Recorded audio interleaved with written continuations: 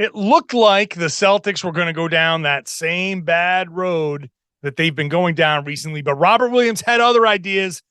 We'll talk about that. Plus, does this stop the recent spiral of the Celtics' bad performances against bad teams? And I think we've got a Sam Hauser problem. It's all right now on the Locked On Celtics podcast. Be ever ready. Recognize the city of champs. Boston, baby, we do what you can't.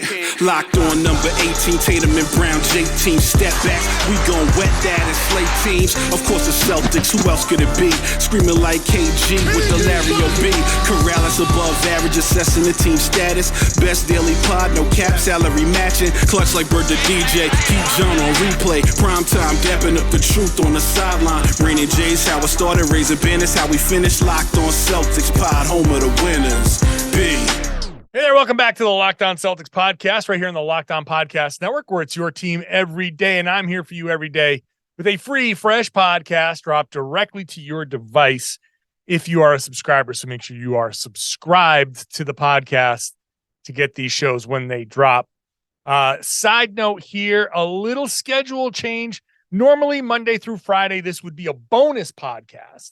This is actually going to be the pseudo Monday beginning of the week podcast. Monday's a holiday, Martin Luther King Day. Celtics are playing at 1 p.m. on that day. So instead of recording a second podcast tomorrow night that people would not listen to because the game is at 1 p.m., this is the first podcast of the week. I'm not going to record a new one until after the Monday game, and then that'll take you through Monday night into Tuesday.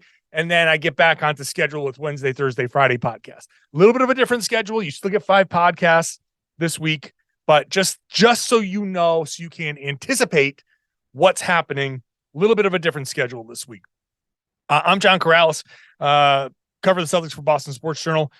Played pro ball once upon a time, way back when. And now I'm coming to you after the Celtics 122-106 win over the Charlotte Hornets. Later on, I'll talk about Sam Hauser because we're starting to have a Sam Hauser problem. In the second segment, I'm going to see, we'll explore the possibility that this win, which could have been a loss, it kind of changed maybe the direction of this team, because while they have historically this season been good against bad teams, over the past few weeks, they had the 2 losses to Orlando, the loss to Indy, the devastating loss to the OKC Thunder. That's 4 losses to bad teams. And I'm sorry, Indy. I still consider you a bad team. You got a winning record. I get it. But I still consider you a lesser team to the Celtics. And I think that's going to be a team that ultimately finishes the season with a losing record.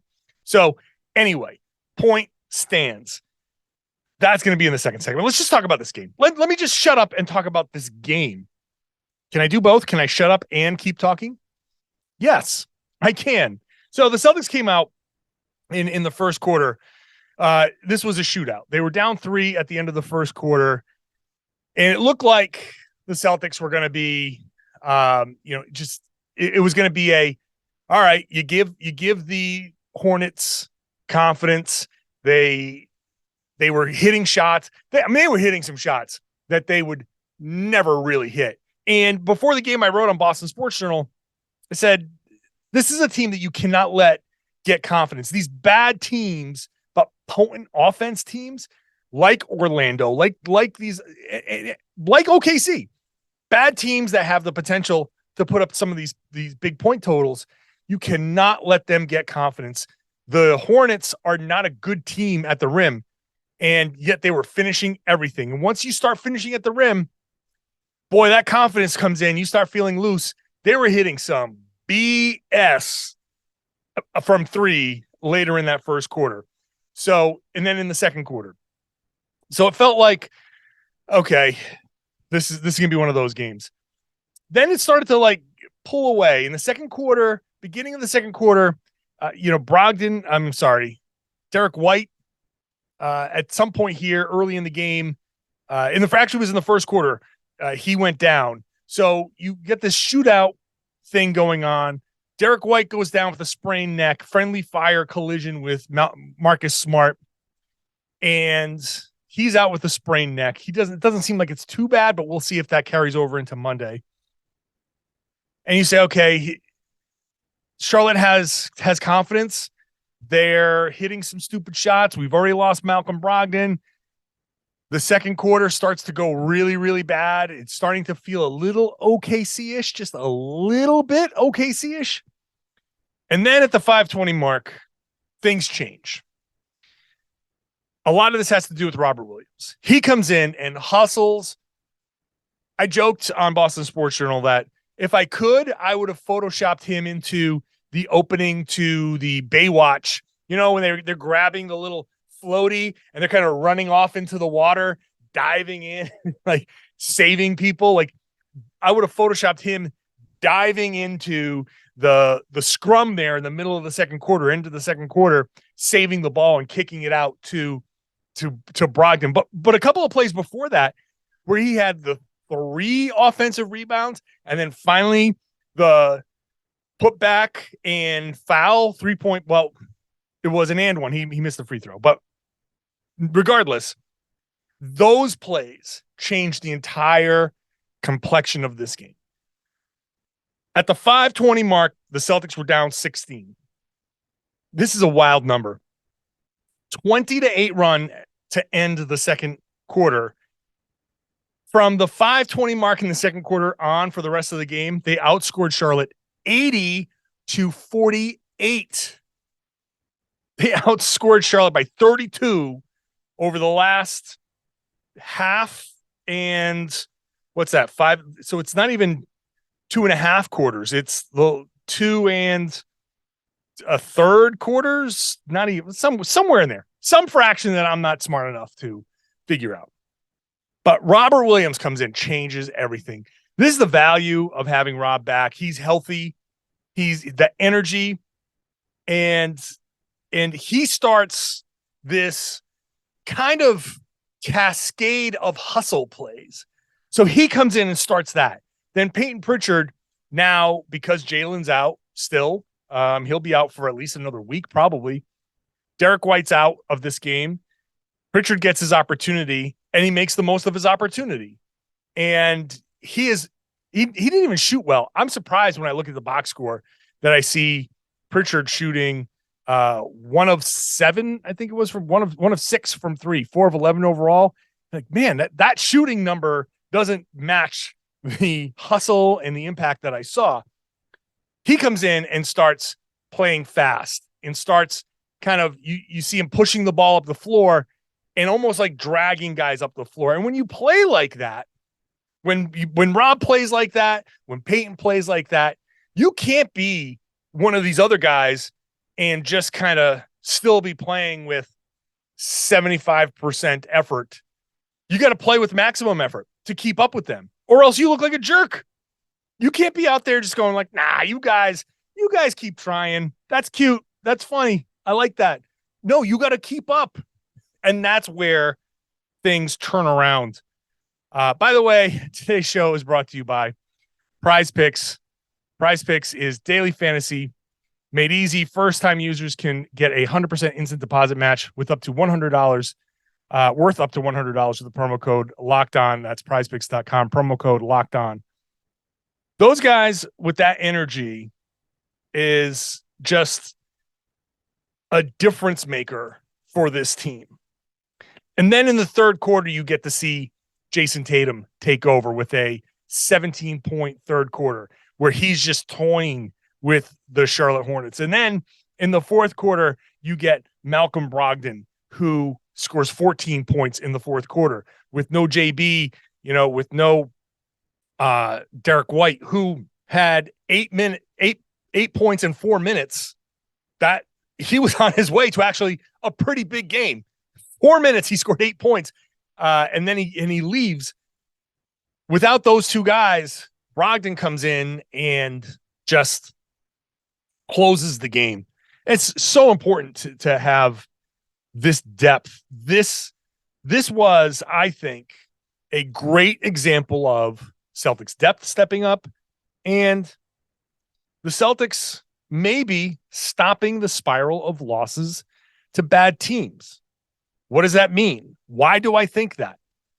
I'll tell you next. First, today's show is brought to you by PrizePicks. It's daily fantasy. It's done right. It's done fun. It's the way people should be playing daily fantasy. Not playing against whoever knows how many people with algorithms and multiple computers and experts and all of that stuff. You're playing daily fantasy. You want to have fun. So this is how you do it. You pick 2 to 6 players and you pick them against the PrizePicks projections. And if they score more or less, whatever you pick, you can win up to 25 times your money on any entry. No competing against other people, you against the projections. And it's projections from basically any sport. And when I say any sport, like literally any sport, they've got cricket, they've got disc golf, they've got Euro basketball, esports. That's in addition to all the major pro and college sports. So it's all there at PrizePicks. Entries can be made in 60 seconds or less. Super easy. By the time I'm done telling you about PrizePicks, you could have made all of your prize picks.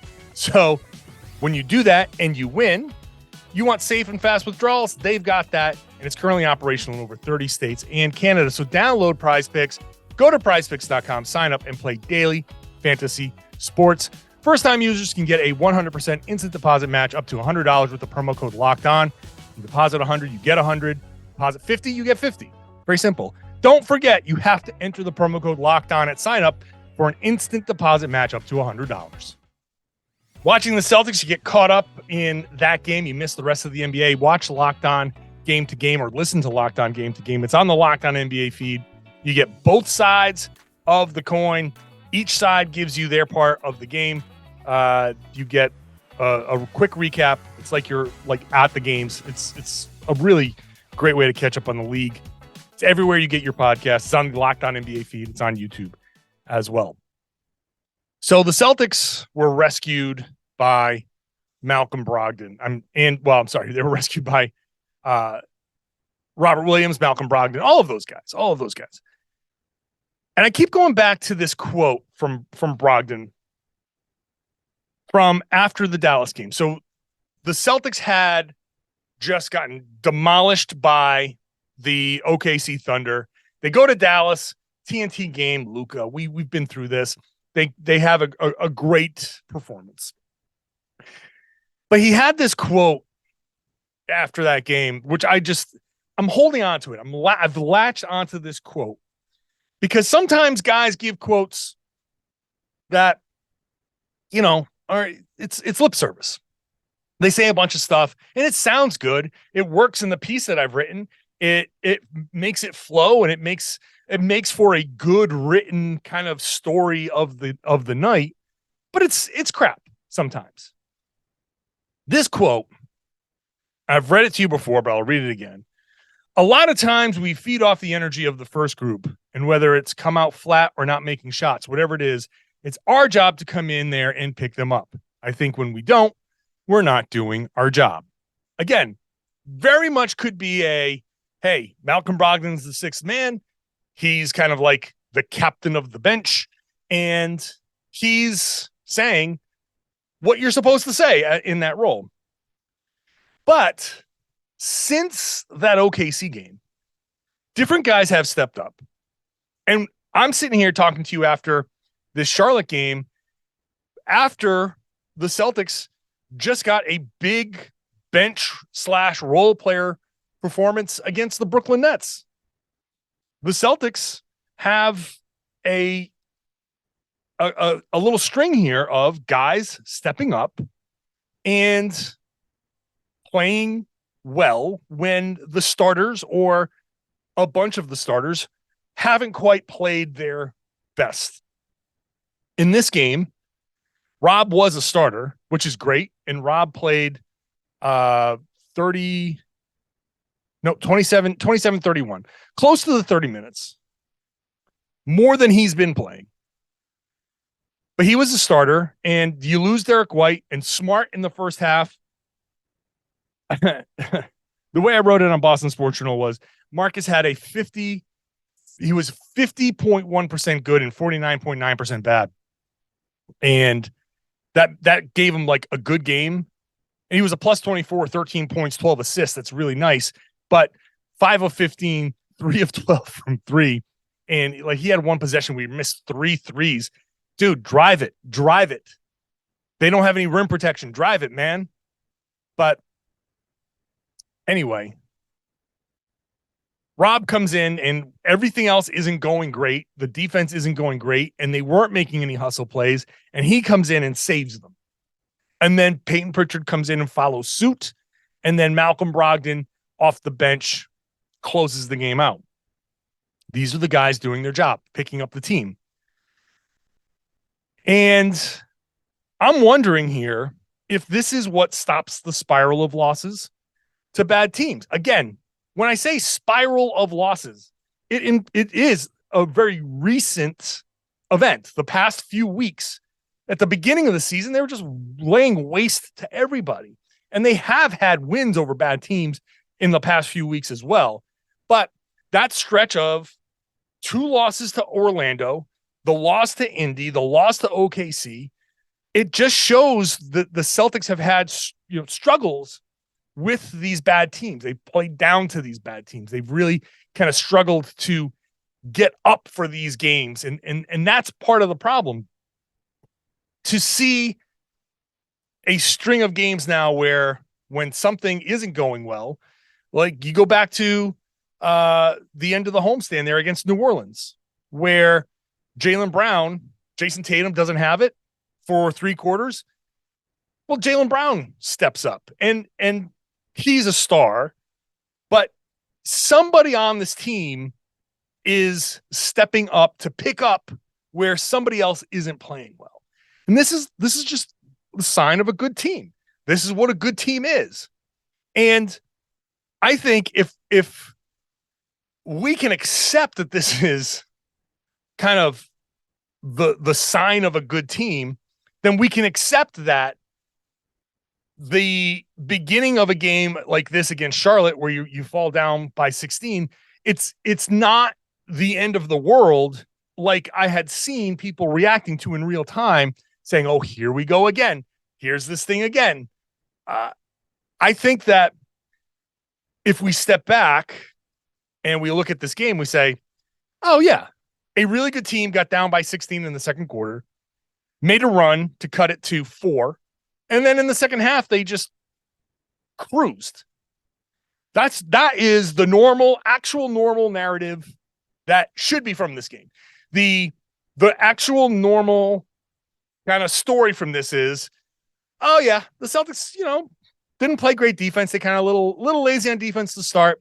Robert Williams came in, gave great energy. The team responded, and they picked it up in the second half and blew out a bad team. This was after the midpoint of the second quarter was no contest. Done. End of story. Move on to Monday's game, a rematch against this bad team. But because of their performance over the past few weeks, this win actually takes on a little bit more meaning because of how they've been able to pick up for one another. I think it's important. These little things are important. It's growth. It means something. And as good as this team has been, and they've got 32 wins now, they've won 73% of their games. No team has won more than 70% of their games. No other team in the league has 30 wins yet. As I'm recording this, is there another game going on? No, I think that's it. There's no other team in the league with 30 wins. I'm just going to double check this as I'm talking because, 29 wins for Denver and Memphis. By the way, Memphis, oh my God, Ja Morant, he is so insane. Go watch his dunk and his block shot. I can just go do that at some point. I just saw Memphis. I was like, oh my God, I got to say something about Memphis.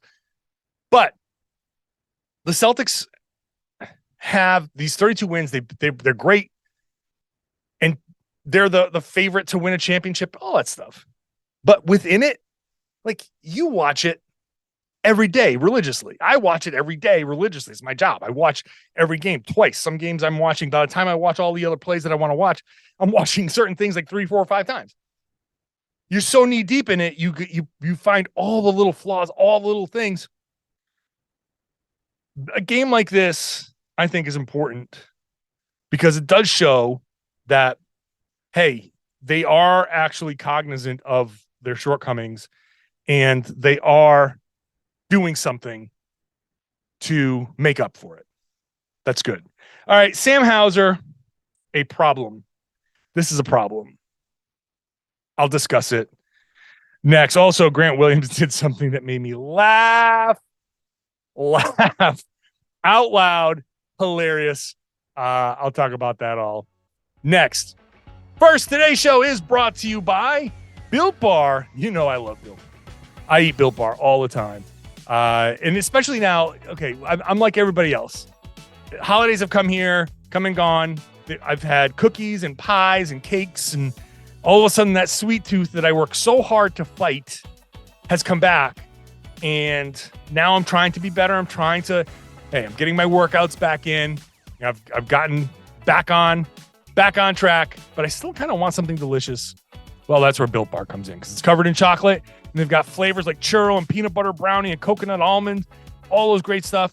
But even though it's delicious and it feels like I'm eating a candy bar, only 130 calories, 4 grams of sugar, and 17 grams of protein. So after I'm working out, I feel good about getting this protein in my body to help build some of the muscle and maybe make my shirts fit a little bit better. I don't know how Built Bar does it, but they do taste great while being healthy. And you don't have to wait around anymore to get a box. You can still go to built.com and go buy a box. They've got sales all the time. But if you don't want to wait for built.com, you just go to your local Walmart now or a Sam's Club. Go to Walmart, pick up a 4-bar box over at the pharmacy section. They're in the pharmacy section. Cookies and cream, double chocolate, or coconut puffs, which are great. Or you go to Sam's Club, you can grab a 13-bar box of the hit flavors, brownie batter and churro. Those are amazing. And 13 bars, let me tell you, stock up. If you're going to Sam's Club, grab like 3-4 of those. I'm telling you, they're gonna be great. So check it out. Tasty, delicious, good for you. Built Bar. They're awesome. A few final thoughts here from this game. I want to say Peyton Pritchard had this awesome play where he went in and missed the layup. That's not the awesome part. The awesome part is that he went up and got his own offensive rebound, which, by the way, Charlotte, inexcusable. It's one thing to have Pritchard corner crash. You know, you've lost sight of him in the corner. He kind of dives in, gets the offensive rebound. Okay, that's one thing. When he misses a layup and gets his own rebound in the middle of like 3-4 Hornets, shame on you. Shame on you. So he gets his own offensive rebound. He gets fouled in the process of the layup. But then he goes up and gets the rebound and kicks it to Brogdon for 3. Why is this such a great play? Not only did he stick with the play, he didn't complain. He didn't throw his hands up. He didn't flail. He didn't do any of that stuff. He stuck with the play and got his own rebound, and it led to a 3-pointer.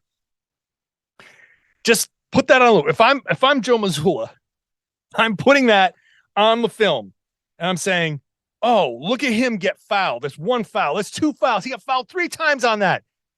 He should be complaining. No, he doesn't complain to the ref. Look at him not complain to the ref. Look at him not flail around and not fall or flop. And what did he do? He got the ball back, and it led to points. Talk to the refs after. Talk to the refs later. Don't do it in the moment. Don't do it in the heat of the moment. Finish the damn play, and maybe something good would happen. And that's what happened with Peyton Pritchard. So shout out to Peyton Pritchard for doing that. That was awesome. I think that should be highlighted many, many times. Grant Williams. I forget exactly when. I didn't go back and look. Grant Williams was cooking. He's from Charlotte. They talked during the broadcast about how much he's this Charlotte legend and, you know, high school and all of that. And he comes down and he's cooking. He's dribbling and he steps back, fires the 3, and airballs it by like 3 feet short.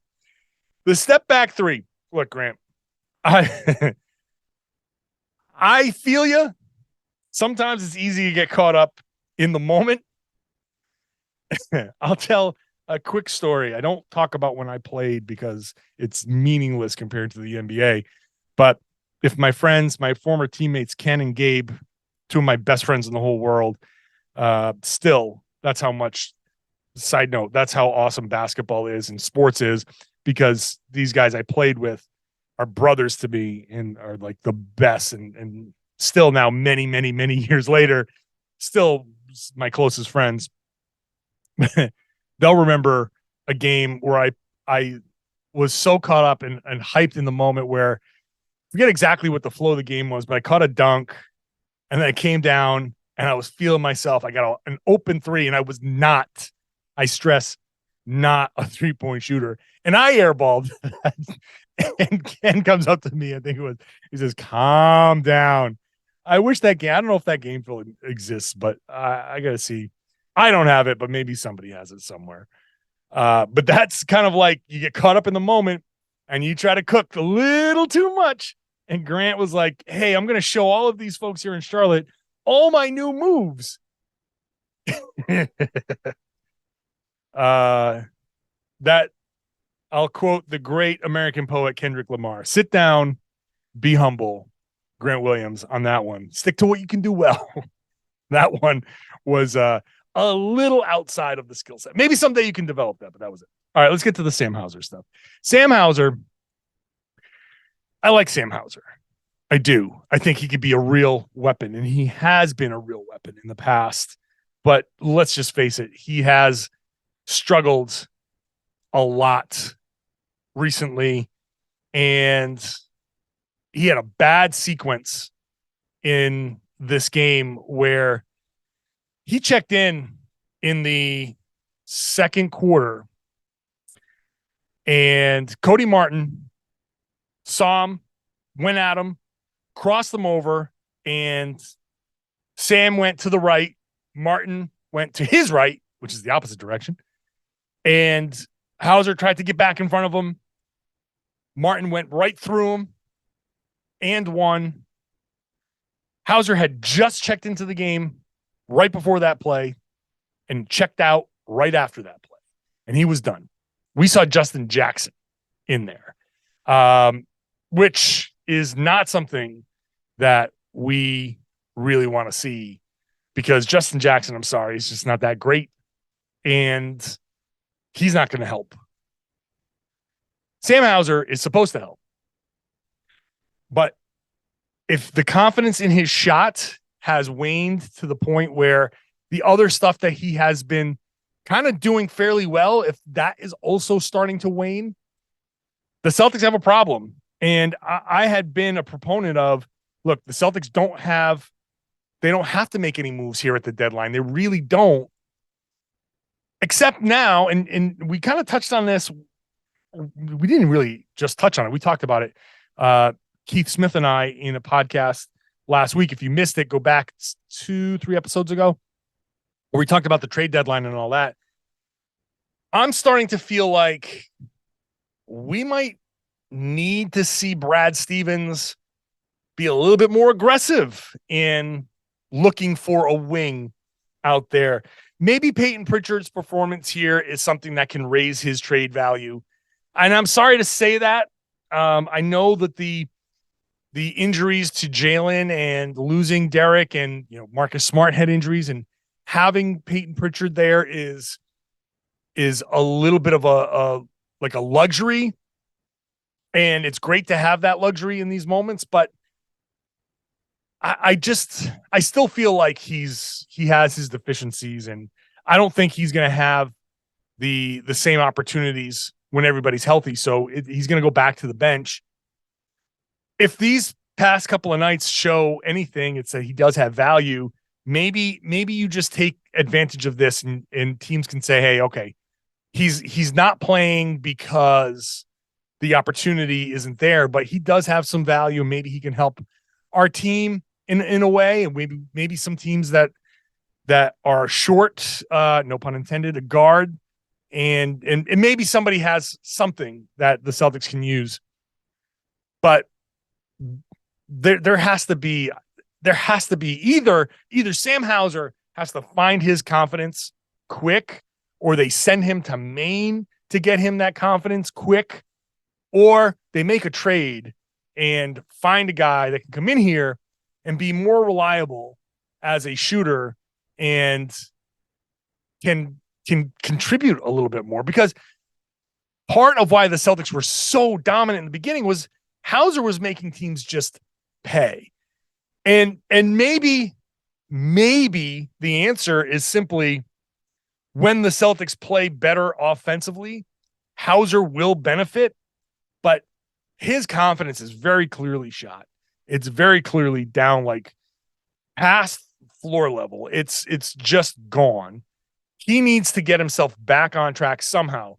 So maybe there's a short-term answer, like getting him, just send him to Maine for a week, let him shoot and play a bunch and get his rhythm back and get his confidence back, or do something more drastic, which is bring in somebody to take his spot, at least for the end of this season.